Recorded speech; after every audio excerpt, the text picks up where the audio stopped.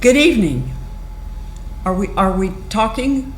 We're live on the air, going out live. Well, this is Thurman Greco and it's Let's Live with Thurman Greco, and it's coming to you from Channel 23 in Woodstock, New York. And we are so excited for this evening. We've been so excited for this evening that I have been talking nonstop when it's supposed to be quiet time. We have not gone out for several months because of mishaps that have been occurring in our personal lives. But we went out last week and it worked. And so we are going to celebrate this week with Janine Mower. And we are going to discuss the Mowers Saturday, Sunday flea market, which I'm very, very excited about because I love being there. It's my favorite place to be.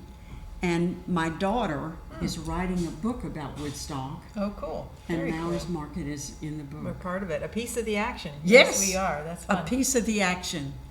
So, and I could not do either 1 hour or one series of hours about the flea market in Woodstock without having Janine here for the kickoff. So I want to start off and ask you, first of all, there's a story. What is the story? Yes, yeah. Well, look, I'm glad to be here and be part of the kickoff for this series. And we love having you at the flea market. You set a whole little aura in your neighborhood over there. So thank you for being part of the flea market family. So I think that's important to note at the beginning of the journey. Yeah, so I brought along my American tapestry, the Mowers of Maple Lane. So this is something that I put together in 2007 when we were celebrating our 30th anniversary of the flea market.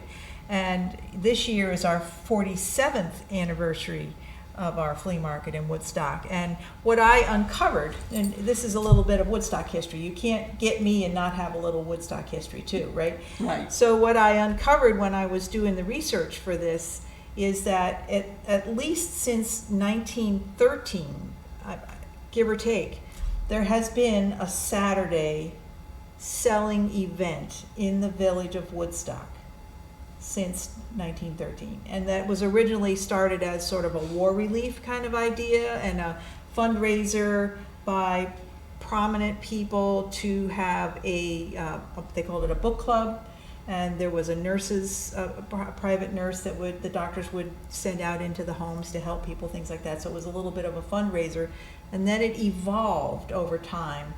And you'll see postcards, some of them sales were held on the village green, some were held on that little Old Forge Road down past E.J. Bonbons. If you go down Old Forge Road, they were down, and there's a little, where the Garden Cafe has their outdoor seating. So there was selling in there. Then in the 30s, it moved over to the Lutheran Church right behind where we are, before their building went up where the soup kitchen is.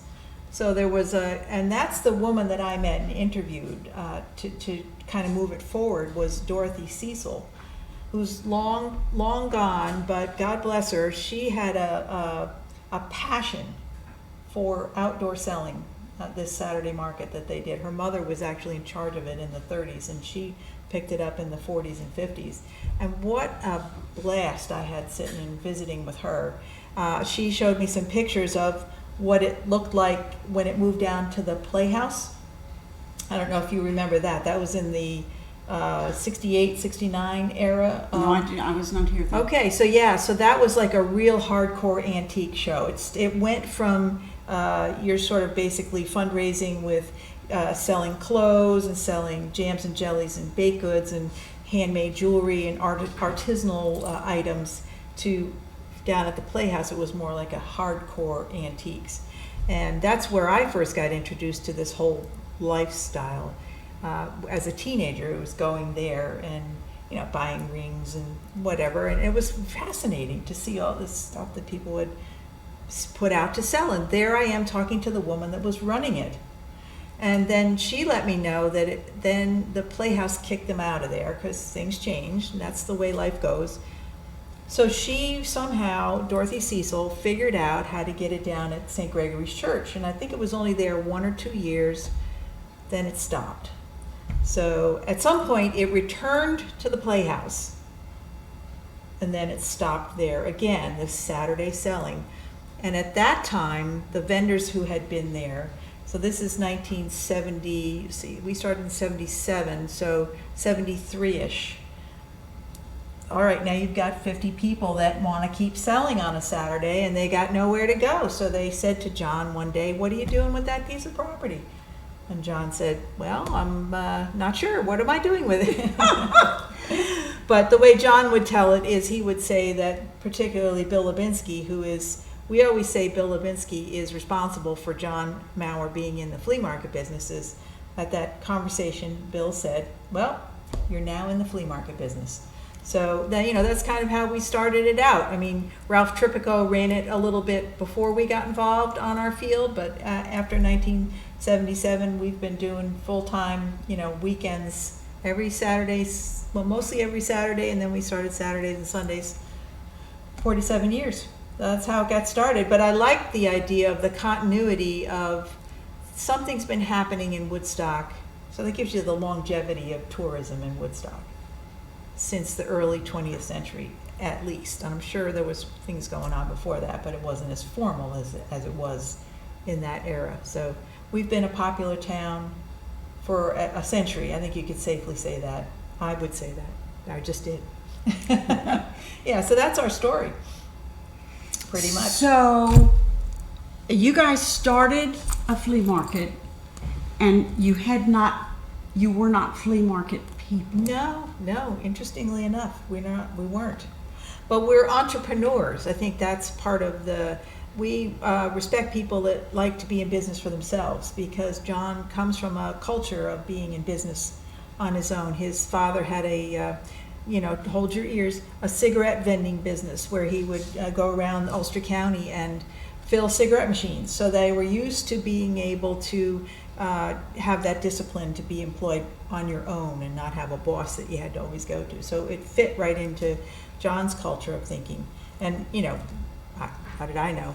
I just jumped in and stuck with it.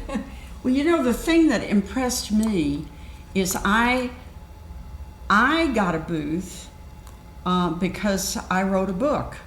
And I was trying to feed the hungry. I needed money to feed the hungry. And Lucy Swinson said, "Well, go over there and do it." So I did, and I realized in the first 15 minutes that I was clueless. Oh, right. And it took me years to figure out. And I'd look around me, and all of these people would have booths, and they all knew what they were doing. Mm-hmm. So when did they learn? Well, there they is learned from their a learning curve. Yeah, there's a learning curve, and I have to say that I think that people that set up, not just at our market, but there's 3 or 4 that are within the region that are really hopping, and I think the vendors like to mentor each other. I think that can happen easily, that someone will see somebody who's new, and people like to share what they know that works. Like you'll see down at our place, if you come without a tent, if you don't figure out that you need a tent, somebody's going to kind of say maybe you should get a tent for the next weekend that you come, because you're out in the sun and you don't want your books or your clothes or your jewelry's too hot to touch. You sort of, you either learn that really quickly, or somebody takes you aside and says, "Oh, by the way, maybe if your jewelry isn't sitting in the hot sun, people might pick it up and look at it a little bit differently." It's just a little nuance, though, right?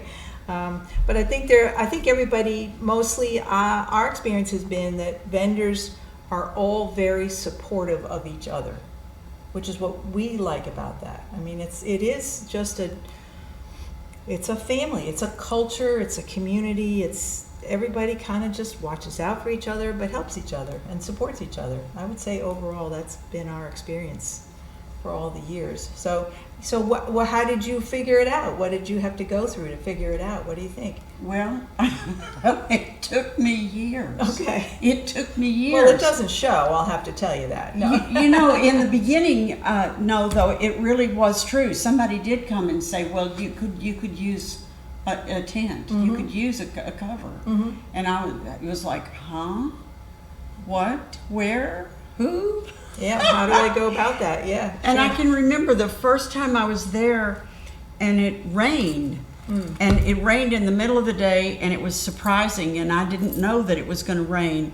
And I just packed up everything and drove away. And then a couple of hours later, I looked outside, and it was beautiful. And I forgot if I drove back or not, but I was like, wait a minute, something isn't quite right. You know, we laugh about the rain in the past. Let's see, this is the third year we've had a lot of rain on Saturdays, and we were laughing recently about, let's say 15 years ago, nobody had phones where they were looking at Storm Tracker, or you get your up to the minute weather that this is coming or that's. No, we didn't have any of that, and we would kind of have a general idea from what you would see on the television or you'd hear on the radio that maybe there's going to be rain later today at some point. There's your forecast. Maybe rain later at some time, and we would get rained on, but most people would stay. They'd it would be a shower that would go through, people dry everything off. We had one vendor, Marianne, God bless her, she had a lot of glassware, and you could guarantee she loved the rainy days because she said, well, everything got washed. And she'd dry it off, and then, people would come through, and it would, the whole selling thing would start up again, because that's what the tourist traffic does. They don't mind the rain a little bit. They've got their umbrellas. They'll go away, have a coffee, and when the rain clears, they come back out again. So there's the key to staying when it rains. We've just had, in the past couple of years, have had rain that it's been more thunderstorms. It's been a change that you can't really withstand the high wind and then you're playing the Wizard of Oz where your tents are all flying away. So we have that change, we've seen that change in 47 years, but we're trying to modify our thoughts on that a little bit so that we can sustain a small storm and hang out. But yeah, weather's a factor. And all the little flea markets that are running are all having to figure out how to be creative and manage that too. So I follow, now we're all on social media. And so all the different markets, you can see some have to cancel because it's too hot because they're on blacktop. Some have to cancel because of the rain. It's pretty straightforward if it's going to be a rainy day. So you can see everybody's going through the same thing. So we don't feel so isolated. We're all having to be patient with the weather the past couple of years. So knock on wood, we'll get through till October. One of the things that has really impressed me so much is the variety of booths and how different vendors find the locations. You mean where they set up in the field? Not where they set up in the field, but what attracts them to Woodstock as opposed to, I don't know.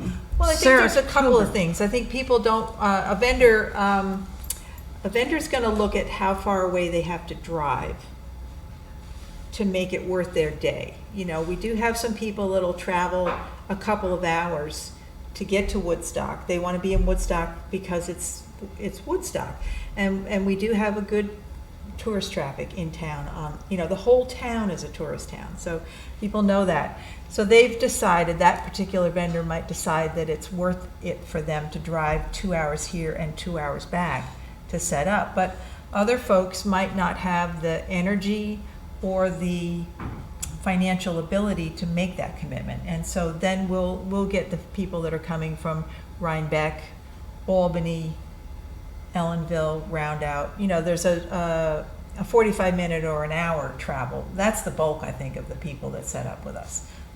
Long distance travelers, we don't have so many. I don't think there's a lot.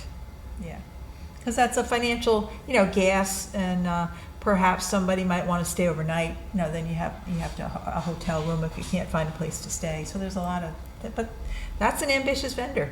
But we do have a few of them that are doing that. Well, there are some vendors that are doing quite well. Their products are really doing quite well. And I wonder why. It's all of the vendors, all of the booths have something to offer. But some of the people, and you just, I don't know, because I don't know that much about You know, it. there's a combination of things. I think that it's the product that the vendor is selling. It's the mood of the buying public. You never know. That's the fickle part of the whole equation. You know, who's going to walk through that's going to buy X, Y, and Z. But the product, the mood of the person that's coming to make the purchase, but also the vendor interaction with the buying public is very key. A vendor that doesn't get up and say, hello, how you doing? Can I help you with anything? Can I tell you about what I'm selling? You know, look at this and that, maybe this, you might like that, or here, whatever. They're gonna do better if you have that human interaction than the person that is a little more shy or might reserve. Those are the new vendors that don't quite know how to get that salesmanship going, you know? So I think that's a variable, but some people just have products that everybody wants.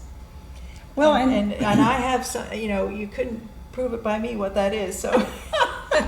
I will say one thing too that nobody ever mentions. They talk about the products. The different vendors will explain to the new people, you know, how.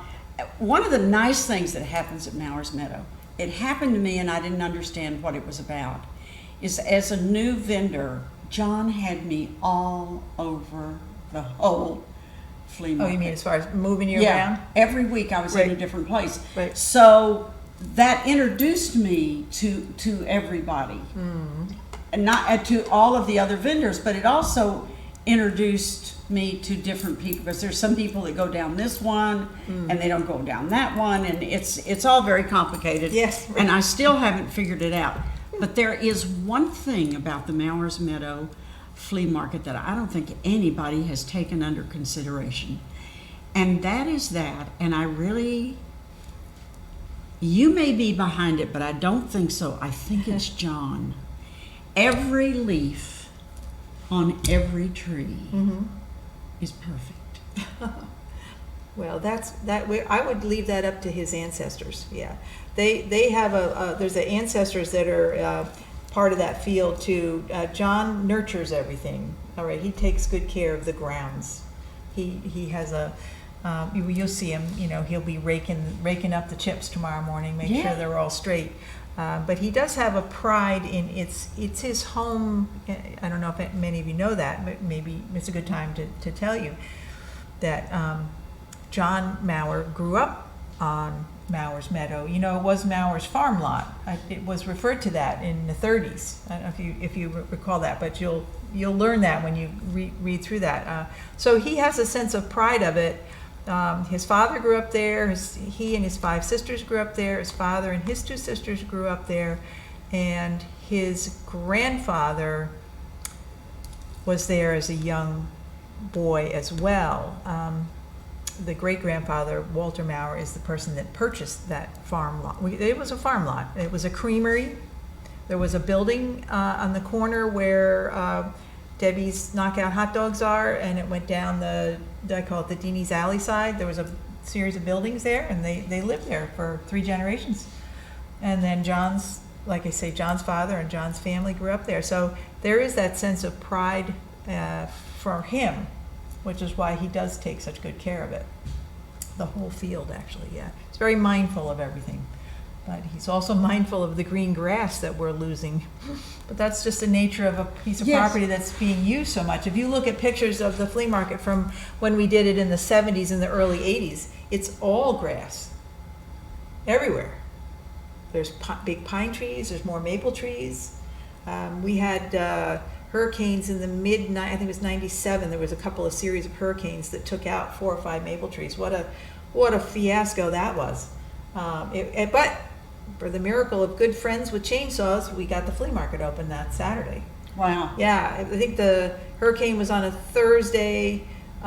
We woke up to a mess on Friday morning. John was out of town, put out the call for help, and Saturday morning we were open. Yeah. Yeah, that was pretty much a group effort for a miracle, basically. Yeah. But it's one thing, you have to know other things in order to have a property with that many trees, even though now you talk about having fewer. To have everything just perfect. I know that. I have a yard surrounding my house, and it's got trees, and you have to know about each tree. Well, yes, and John does, and he does take care of them. He has them trimmed. He'll have, his tree guys come in and make sure that they're healthy, especially the older ones down Maple Lane, because we want them to last as long as possible, because they're the last ones. We did have 2 trees that we planted in just 20 years ago, but they're the ones that are behind you. They're the newer trees that we put in, but they're the newest trees there. The rest of them are older, and so we want to keep them healthy, keep attending to them. So that's what we do. Yeah. Or John does. I don't do that. Yeah. So there is that whole facet that nobody even discusses. No, it's the background part of the work, but that's what he'll spend 3 hours a day, a week mowing the lawn. He keeps the lawn tidy, keeps the garbage picked up. We like to have it, neat and tidy. We don't want it to be an eyesore. And so we're always driving by, and if it looks like some people have picnics and they just leave their garbage. So we'll pick it up real quick so that it doesn't stay there too long. And, that's one of the chores of having an undeveloped property. It's an open space. And most folks think that it's town-owned. We're still trying to build that awareness that it's not town-owned. So, the town guys don't come by and pick up the garbage or anything like that. It's John and Janine who do that. And so, but that's just one of the sidebars of having a lot in the middle of town that's a busy neighborhood. So, but it's part of the gig. That's what we do. Well, now you're open now on Saturday and Sunday. You used to be open also on Wednesday evenings. We did do that. Let's see, that's probably about 10 years ago. I think we started that as, I guess it was a season of more rain on the weekends. So we decided we'd try it on Wednesdays, and it worked for a while. And then we had a nice collaboration with the farmers market for a while, which was kind of fun. And then as things changed within the community, the farmers market left, we kind of ran out of gas, actually, just John and I, basically. That one extra day was kind of putting the crimp in our style of liking to travel a little bit. So we kind of just, let's was good while it lasted, but let's put a period at the end of that sentence and say that's over for now. The other thing, I have to be honest with you, we like to, throw some support to all the businesses in town. So if we were to try to sustain opening during the week, that's grabbing a little extra from the businesses. So, let's share the wealth with people. We don't have to be open all the time. Plus, we like to get away. I don't see it as taking from the community. The products that are there are very different. Oh, that's true. That's a good point. Yep. Yeah. It's a whole different.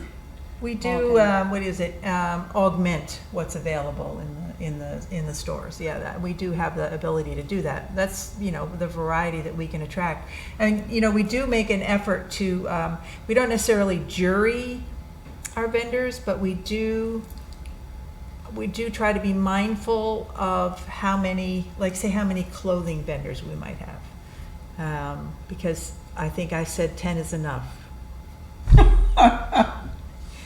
That's enough. Let's call it enough. I mean, so we've done that. Jewelry seems to be, we have a lot of jewelry, which is awesome and fun, and every bit of jewelry that's down there at the flea market is different. Yes. It's amazing, right? There's no duplication. Who knew there could be so much jewelry in the world? But and a lot of folks are their own artisans. They're making their own designs and their own jewelry, and so that is kind of unique, I think. And we like to just have the antique dealers in the unique items, the objects de junk, as Rena from Xena used to call it. Objects de junk. We like to have those unique little finds that somebody might not know that they really wanted until they walk by it, and it's like, wow, I've never seen anything like that. I think I want to have that. So we like to have a lot of vendors that have those kind of things floating around. So those kind of things, they happen all the time. I tell myself that the first few seasons I didn't really do it, but now I make it a point to get out and walk to see all the different vendors and all the products that they have. For one thing, I'm trying to get my thousands Right, of you steps need to get in. your steps in. And that's the Yeah. easiest way to do it. Yeah. The downside is that I'll be walking along and then all of a sudden, wait a minute, wait. Right. Something catches your eye. Yeah, something does. And catch I'm your not eye. even looking in that direction. It's some kind of a psychic pull. I don't know what it is. I've got to stop and look and see what that person has. Well, there it is. Yeah. And you get familiar with it. And we do have a fruit and vegetable vendor too. So he's the brother of the man that was with us for over 30 years. So Eric's there this year now. And that's a good draw, I think. People like to have fresh fruits and vegetables available at a flea market too. So we're glad that he's able to be there. You know, his fruits and vegetables are wonderful. When time comes for lunch, you just go over there and get whatever and have, Yep, which is really that's true. nice. That's true. You can make yourself a tomato sandwich or Just cucumber eat a sandwich. tomato Yeah, or eat cucumbers or Yeah. whatever he Yeah, has. that's true. It's just there, so Yeah. it's wonderful to have. But we do have, the market does have. And you are right, it does vary. I can remember in 2007 and 2008, I went to the market, and I can remember somebody telling me, well, confidentially, I can't sell anything over $2. The market Sure. had tanked. Yep. And she was doing quite well, thank you. Yeah, well, I just want to make sure that nobody's adding anything to my thoughts that I might forget. Well, I think there's a season of things, now this current season that we're in with selling these kind of things, there's items that are from $2 to $200. Oh, yes. There's a wide variety, and I think one thing that's good with the high retail end number is most vendors will take credit cards or Venmo. And I think that's the way the buying public is used to purchasing things now, and those vendors are the ones that you'll see will say that they do much better because they can accommodate the credit card part of it. Well, So, and they take layaway too. I don't know. Yeah, I bought yeah. a Christmas gift for one of my daughters from one of the vendors, and I paid it over a couple of 3 weeks. Well, see, that's the beauty of the whole thing. There's the business person. Each vendor is a business person, and they are able to make their own decisions. So, every little booth that is there is their own store, and that person can make their own decisions what they want to do. And that's commerce. That's wonderful. That's great. It is. Yeah, and they'll know their customers, so that's kind of great. And you've got some very highly trained. You've got some people who are extremely knowledgeable of their products. Oh, Yeah. Yeah. And then you have some other. You have the leather merchant. Yes. Sarah. Yes. Sarah. Yeah. Artisan extraordinaire. Absolutely. She Sure. has beautiful products. Yep. Yeah. And then at the other end of things, one of the favorite booths, and I didn't realize it until he actually he was moved over kind of next to me, is Martin's postcards. Oh gosh. Yeah. He is so Yeah. popular. Yeah, so there's an example of a vendor who is knowledgeable about what they're selling. They're knowledgeable, so it's postcards, not only postcards of the whole world. So there's a person that will come into his booth and he'll say, "Where are you from?" And he'll say, "Here, take a look at these." And then that's how the sale starts.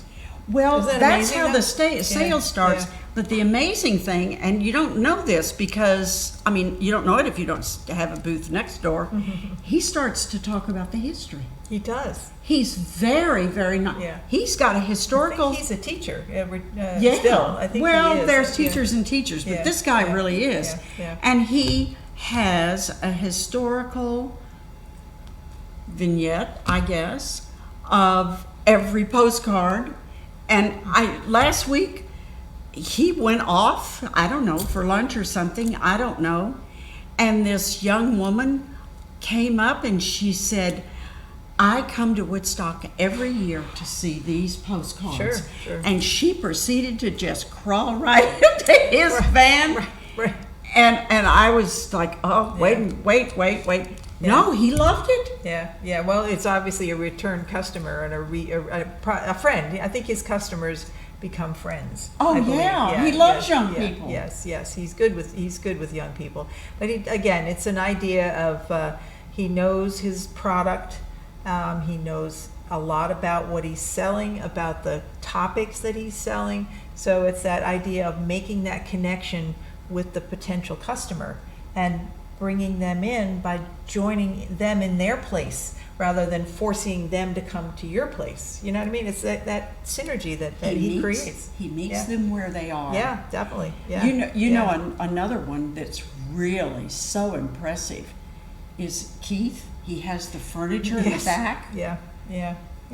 And I started off, I built one little birdhouse, and and now what can I say? I look for every opportunity I can to blow some bucks. Yeah. And you get a story with it. Yes, yes. And my daughter and I went to Altamont to see his factory. Oh, that's exciting. Have you been there? No. It's a huge factory. Yeah, it's the real deal. Yeah. No, he's got big buildings. Yeah. I mean, we have an opportunity to, we'll get phone calls even during the winter, and he's one of the people that we get phone calls about that are looking for the furniture guy. And we send people to him, his phone number. It's on Google, but we can give it. If it's on Google, I'll give it out, But I understand he's got quite a factory. So you're telling me it's a giant factory. Jeanette was saying, I'm looking for a table and I want blah, blah, blah, blah, blah. And he said, okay, we're going to have to walk out here to this building out. And I'm thinking, now wait a minute, do I really want to go that far? How many buildings? Oh my goodness. Because he does. He has these huge factories. I didn't realize that. I mean, I knew he cut his own lumber. I knew that much. But wow, that's impressive. So, of course, we went away with the Jeep was full because Jeanette had just bought her house and didn't have any furniture, and no furniture was coming from California. Well, the fun thing about Keith, he'll deliver. Yeah? Yeah, I mean, he's actually, he'll put something on his truck when he's coming to the flea market on Sundays. He's only there on Sundays. And he'll have things that he's going to deliver on his way home. That he'll has made sales.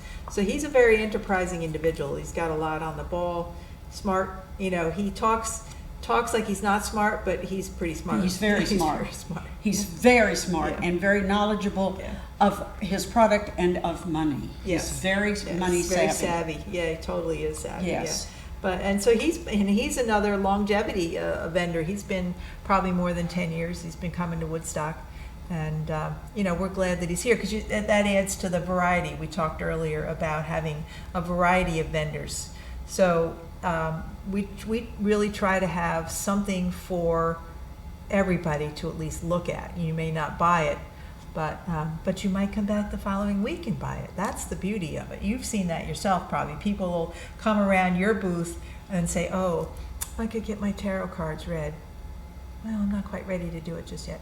And then they'll come back the next week. Yes. I mean, that just seems to be the culture of it all. Yes. So we always tell people, if you see something and you think you like it, don't wait because it won't be there because somebody else will buy it. It's true. It's true. The good stuff goes. Yeah. Yeah, if you really think you want it, you should get it. And treat yourself. Back next to Keith is the Buddhist booth. You mean Traveling Buddha? Yes. Michael, yes. No, yes. that's the one with the shop in Poughkeepsie. Poughkeepsie. No, there's the other gentleman that has. Dharmaware. Yes. Okay. Yes. Sorry, Eric. Forgive me. Yes. Dharmaware, one of Woodstock's most favorite shops. And I don't know what the story is, but now he's one of our favorite shops. Yes, Dharmaware. Eric. He had a big plant there. And I think sometimes you just have to look around and say, his footprint was too big. Maybe that's the case. It's just time. Yeah. And we all have to reduce our footprints, and I'm one of them. And you complain, you don't want to. And it's like already I'm trying to think of ways to tell people that we're not going to be open in December. So if you want your Christmas stuff, you've got to get it now. Right. You know, Well, we have. and that's reducing your we footprint. I think hopefully we put it out everywhere that we're ending in October.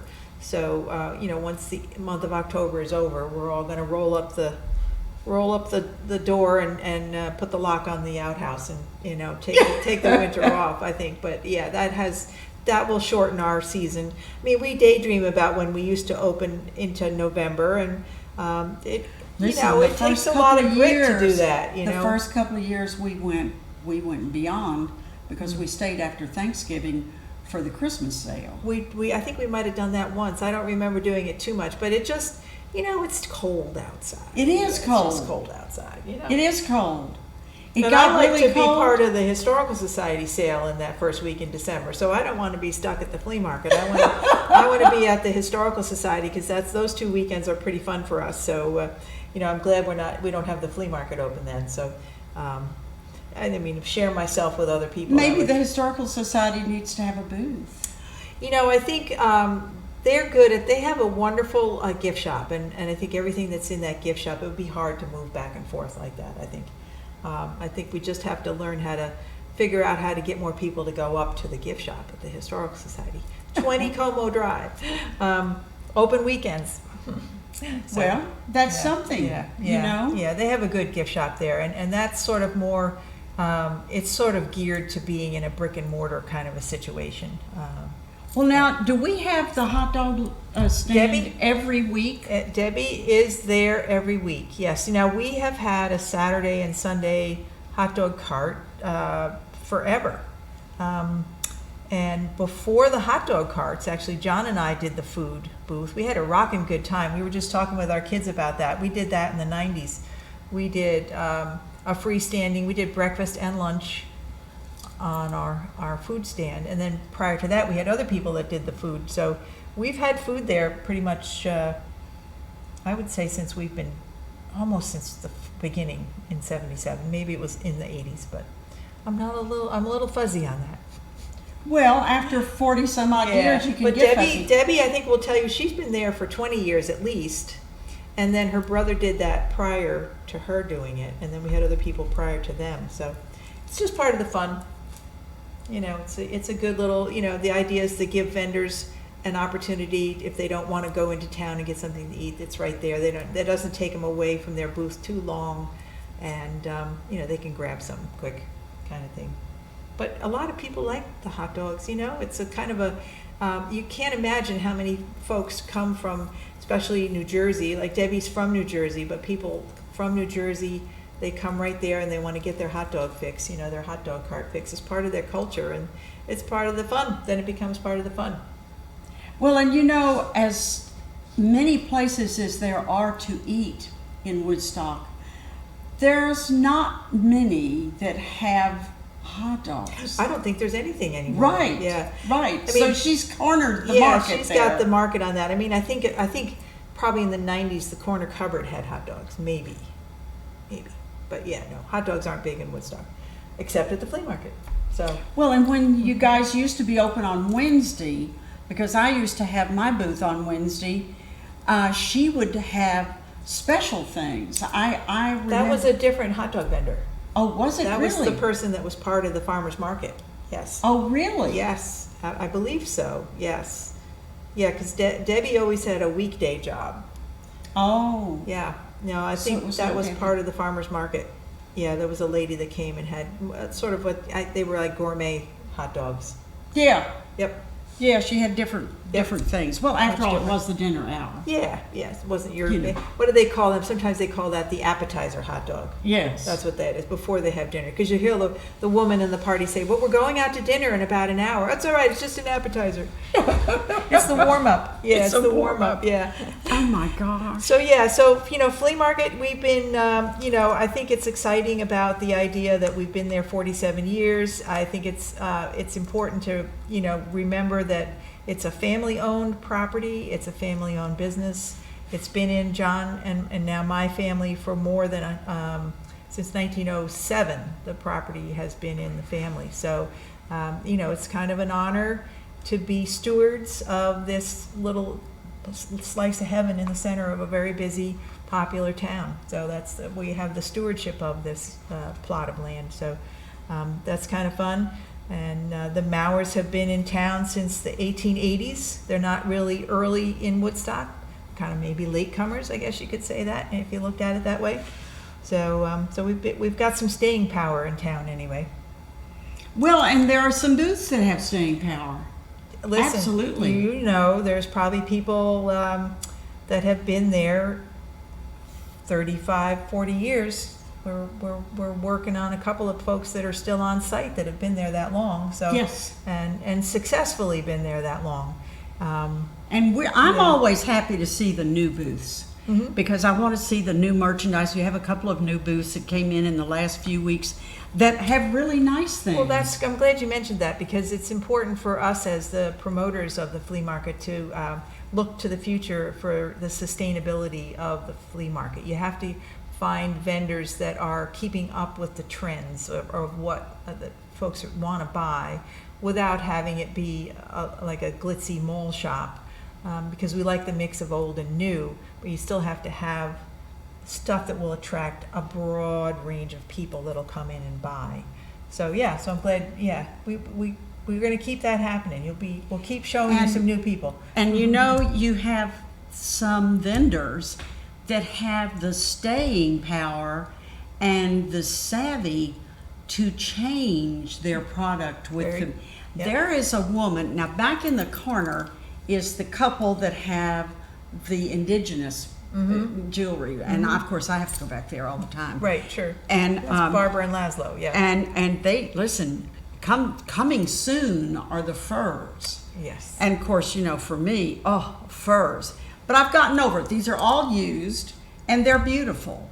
I think she's saving them from being thrown in the landfill, right? So nobody else can wear them. Well, so you have to, you have to do what you have to do, right? Right. So they're back there in the corner, and then right in front of them is this woman that has been selling jewelry as long as I have been coming here. Evelyn, right.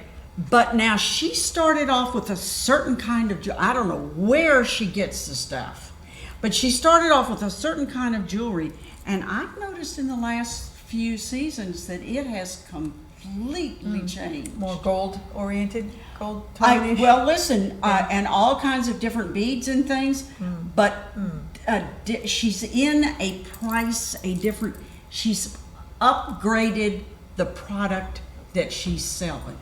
And she's there every week, so people are buying it. Yeah. I think a lot of folks will, there's estate sales, there's auctions. People will buy out contents of the house. Sometimes that's how people get some of this stuff. I mean, there's a variety of work that goes into. Let me just mention that I think the vendors all make it look easy, but that's a long day for everybody to get there at 7 and close up at 7, where you've set up your booth, you've sold your goods all day, and then you break down your booth.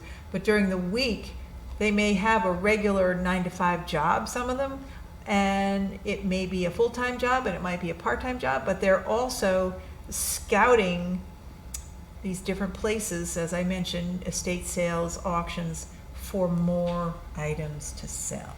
Right. So it's a round-the-clock kind of It job. is. I think there's a number of people that are selling on. There's people that have eBay shops, they have Etsy shops, and all the other places that you can have a shop on the internet. Those are the two that I can think of right now. But so it's a full-time endeavor for a lot of these folks, and in addition to what else they're doing to pay their bills, kind of thing. But the one category that we have left out completely. Well, we've left out all the music. Records are Because the so records, popular. yes. I'm just blown away with the vinyls that are showing up down there. Yeah, I mean, that's another place that we have to, we put a number on.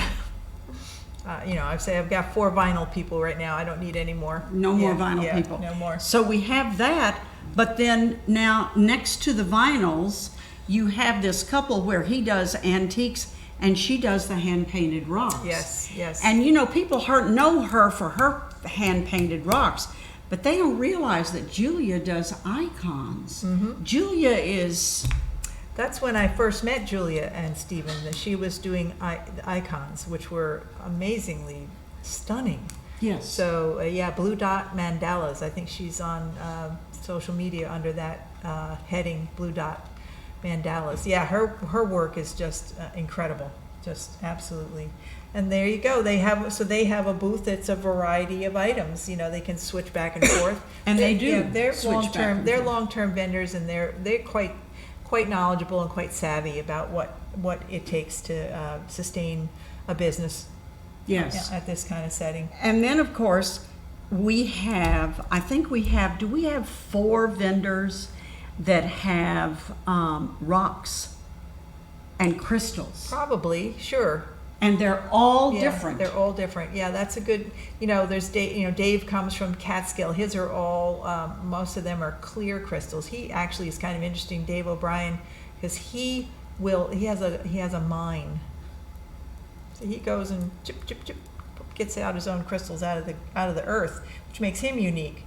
But then there's Bruce Moore, and there's Sue Nelson, and then there's Voices of the Stones, who are the professional. They're the longest running. Dave's probably right behind them. Vendors that we've had. They're sort of like an anchor. If you could say we had a couple of anchors, I think the Voices of the Stones are an anchor vendor.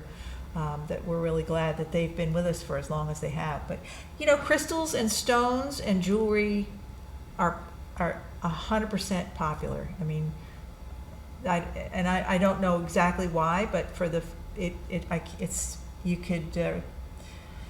could probably do statistics about most people are going to walk out with a crystal or a stone. Well, in some way. the thing is that when you go to a crystal vendor, I mean, their merchandise is all amazing, but the person who is there with that booth has got to know what they're talking about. So you have got 4 vendors who are extremely knowledgeable. And they all are, if they don't know, they've got their book ready to tell you about that. Or they'll say, hey, this is hers, or this is his, or whatever. Check it out. But in this one flea market, you have got such expertise. There is a book there. That's a great observation, and you're right. You're right on about that. Yeah. Yep. And none of them has tried to pull the wool over anybody's eyes. Yeah, I don't get the sense. Yeah, I agree. Yeah. It's all sincere. Have you met the Shark's Teeth yet? No. So, Traveling Buddha, Michael, who's down next to Pauline and Mitch. Yeah. He's got shark's teeth and dinosaur bones. Oh my gosh. Should check them out. Yeah, he has the singing bowls. Yeah, I have not. I kind of go around him. Yep. Because sometimes I'm a little bit klutzy, and if I don't watch what I'm doing, I'll just fall right over one of those glass bowls. Well, we don't want you to do that. No, so I just keep going. He's definitely he has taken on a collection of ancient fossils. He's the fossil guy. So. Well, he used to have the statuary. He did. I think he just got tired of moving all that around. Thank goodness. That was a lot of work. That was a big responsibility because they're heavy. I mean, seriously. Yeah. And then next to him is the lady that has the air plants. Yep, Donna. Oh. Yep, they'll be back this week. That is so intimidating to me. She's such a lovely lady, and her booth is so gorgeous, and she stands there and says, now this is so easy to do. And if they get to be too big, you just go snip, snip, snip, snip. And I think, oh. It's funny about Donna. They're probably at the 35-year mark, I think, with us, and they've been selling air plants longer than that. I mean, that's a year-round business for them. They sell here in the summer and in Florida in the winter. So they're generating air plant sales 12 months out of the year. So what does she do? Pack up all those air plants and put them in a trailer and head south? I think they're drop shipped to them wherever they are. I think wherever they come from. Oh my gosh. Yeah. But I mean, she knows the type of plant that she's selling better than I know the back of my hand, or if that's possible. They're like her grandchildren. The plants. That's how long she's been in a relationship with that product. It's pretty incredible. But they are, I mean, that's easy care. It doesn't need much. I get one time because I'm pretty bad with plants. Maybe see if I can keep the air plant going. Oh my gosh. But I do have a bad reputation with plants lately. But yeah, she's, and it's fascinating to people. I mean, you can just put it in a little shell and you do spritz it and it stays alive by miracle. Yeah, it's the miracle Right. part. It's the that miracle part, works. right? Yeah, Right. I'm really bad with plants too. And I remember when the pandemic started, I was getting kind of beside myself. So I went over to Adam's Fair Acre and I bought a bunch of little bitty plants and I potted them, and then pretty soon they became, bigger. And I knew, hey, I didn't know what I was going to do with all these plants. So I started taking them to Kumi one week at a time. Oh, there you go. Yeah. And Kumi is such a luxury. She is so genuinely appreciative. Whether she is or not, I don't know, but she managed to fool me. And I bring her the plant and she says, oh, thank you so much. Thank you so much. Oh, that's wonderful to me. Watch out. Here comes another one next week. And she has been so kind. And her booth has such lovely things. Well, that's a good example, Kumi, of an artisan. She's not only a clothing artist. This is an individual who, over the past 10 years, has developed her own style of creating clothing, repurposing clothing, or upcycling, I guess is what you would call it now. And she's got her own style that goes along with everything that she does. But she's also recently achieved a Master's in Fine Arts from Bard. That may be a little known secret about Kumi, but she has quite a talent, and she will put her art out, and it has been known to go to new homes, to good homes. So she's an extremely talented, that's an example of someone who's very talented, who's got a home. She's another long timer, has a home in Woodstock with us. And, there's a lot of hidden talent there. But you probably know that because you watch her, you see what she puts out. But, yeah, she's totally got two different styles. She's got the shirts that hang in the trees that look like they've all been torn up. And then she's got the other shirts where she's sewn geometric designs on them, which I think are the coolest things. Oh, they are very popular now. Yeah, it's pretty amazing what she does. And she makes it all look easy. Yes. But, yeah. Yeah, and it's lovely, and she does such a wonderful job. And these things just go on and on and on. There's no real junk in that flea Well, I market. think so we require that New York State sales tax certificate, so that's part of what and I think that keeps away a lot of the yard sale stuff. I mean, we like yard sale stuff, but that level of requiring that, it then brings in vendors that are serious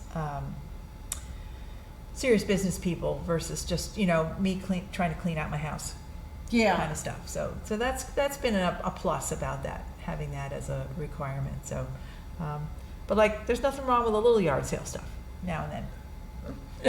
That's Richard. He has his free days, there over there on the other side, the back of you. We have one vendor who'll get to about 4 o'clock on a Friday and everything's suddenly free. So. Oh, really? Yeah. I missed that one. Yep. By that time, I've got them lined up for the the tarot cards. And that's the time when all the vendors are coming along to help him get rid of his free stuff. So tell us about the tarot card a little bit, though. Is it do you have repeat customers? That's great. I'm glad to hear that. I do have repeat customers, and I wrote a book, and it's actually going to be volume 1 and volume 2. But volume 1 is the major arcana, which is the archetypes, which is very interesting. And I have been reading tarot since the 90s. And I had a teacher in Virginia, and I was always kind of edgy in Virginia, because in Virginia everything was, you couldn't tell anybody you did that stuff. Right. That's really tacky. You can't read tarot card. So and because I did Reiki, the tarot was kind of like, I had to really, and I did animal communication, so then that had to be hidden. So I did this, and I've been having a lot of fun with it. Great. That's good. Tremendous amount of fun. Yeah, I think what people like, I think as far as what you're offering at the flea market, is that you're there every week, so then that person who may want to come back knows you're there, that's a reliable setup that they can go back to, but also people just, if they're curious, they'll circle and then the next week they'll come back. So that helps build that awareness. And that is another thing to mention that's key for people, is the folks that come back on a regular basis as vendors have a better chance of being more successful than the person that'll come once, they just barely made their rent, they're not in a very good mood, and then they don't ever come back. And then we get the question, well, where is that vendor that had, we're like, I don't know. Yeah. They didn't come back. So, that's how it works. So that makes it complicated, but that's sort of the other nature of it too. Yes. Yeah, definitely. Did I see a hand go up? We have 5 minutes left. My gosh, this has gone so quickly. Well, listen, this has been great fun. Well, can I, since we have 5 minutes, can we tell everybody when it's open and when is the last week? Well, we'll start backwards. So we're going to run through the end of October, and we're every Saturday and Sunday, weather permitting. We open 9-ish and we close 5-ish, and I say that because it changes with the season. As it gets dark earlier, we push people back a little bit. But anytime there's a question, call 845-679-6744. Make sure we're open if there's any weather floating around out there that we have to be concerned about. Or just follow us on Facebook, Mowers Saturday Flea Market, or follow me on Instagram, Mowers Saturday Flea Market. And we'll give you all the gift of gab there about the flea market. And we'll let you know open and close. But we're going to hopefully go gangbusters through the end of October. Okay, for me, that's an important thing because people like to come to Woodstock, to the flea market, to do their Christmas shopping. So if you're going to get holiday gifts, you've got to get holiday gifts in October. That's a good point, yeah. So I'm trying Shop early. I'm trying to get all of the vendors to hang some kind of a holiday charm or something on their booth to remind people that if you're going to do this, you have to do this now, and you can't put it off until after Thanksgiving. Well, remind me, because after Labor Day, remind me, and I'll put on social media just that kind of message along those lines. Yeah. You remind me of that? Yes. All right. Yes. Right. So I can do that, because I think that's a powerful tool on social media to also put the word out. This is going to be up on YouTube, which is social media, so it's a good place to have it. But remind me. And also in my booth, and now this is me, my booth, we are adding Reiki. We have had Reiki now for 2 or 3 weeks.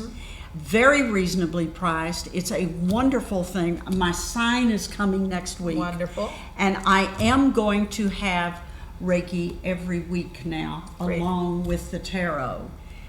Because I think A, the two go together, and B, I am naming the tarot, I'm naming the Reiki Karen's Table. And so it's a wonderful thing for people to practice. Sure. And I guess we've really run out of time now, haven't we? Thank you thank you so for having much, me. Ellen. It's Thank you. Wonderful, and thank you for coming. Thank you. Thank you, this everybody. has been a great time.